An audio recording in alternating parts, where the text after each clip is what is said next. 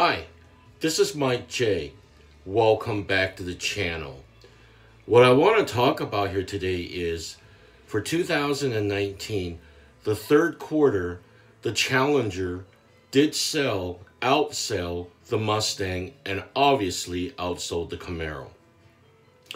I got a comment from one of my subscribers, not to mention any names, and they commented on there that it's easier to get financing on the Challenger, which is probably true because Chrysler Capital that is financed through the manufacturer that fronts the money buy heavily and very deeply into subprime. What subprime financing is it's generally secondary financing, people with diminished credit or low credit score or both. FCA, Chrysler, Dodge buy deeply into these car loans. And to give it a good example, I have a friend of mine that bought a Mopar product a few years ago, not to mention what he bought or his name because he might watch my videos. But he bought something and the interest rate was like 18% and it was financed through Chrysler Capital. Now he looked at other products but couldn't get regular conventional financing regardless of what the interest rate is. So could it be that Chrysler Capital buys deeply and therefore people that are looking at other cars couldn't get conventional financing and had to go subprime and ended up with a Challenger? Now, I'm not saying that everyone that drives a Challenger has diminished credit, so don't go around, your neighborhood and your, neighbors and stuff and see what kind of car they drive and say, oh my God, he's got subprime financing. That's not necessarily true. But my experience from working in car sales is that Chrysler, Dodge, Plymouth, when they were all around when I was selling, that it was a lot easier to obtain financing from those products because they buy heavily into subprime.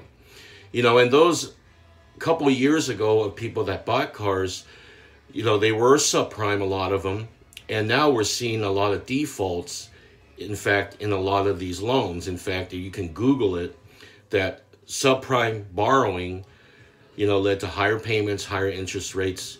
And while the people were trying to cover from the recession we had 10 years ago, didn't have a choice but to go subprime if they wanted a new car. Honda is one of the companies that if you're not squeaky clean with at least a 700 Isaac score, you will not get a Honda loan. Some manufacturers are very, very strict. In fact, GM Financial finances GM cars. They've got guidelines that if you're not at least a certain Isaac score, they will not front money for the car. Ford Motor Credit is another one. They'll use another lender to see if they'll buy the paper. But nobody buys as deep as Chrysler Capital. So, to answer one of my, comments that were on one of my videos, why the Mustang fell to second place, is it could be because there are a lot of subprime buyers that just couldn't get financing and ended up with a Challenger. So anyways, credit over 7-8 year period, if you do have the diminished credit, those will originally from the beginning, after all the time that went by, will fall off, and therefore your Isaac score will go up. But then of course always, it's always debt to income ratio, and 20% down, that determines if you're going to get an auto loan or not anyways. But it's just that Chrysler Capital is more lenient about financing and fronting money on a car. But anyways, if you like this video, please give me a big thumbs up. Please like, subscribe, comment. Tap the notification bell for future videos. And I'll see you in the next one. I wonder if you can buy a Hellcat subprime. Thanks for watching. Take care.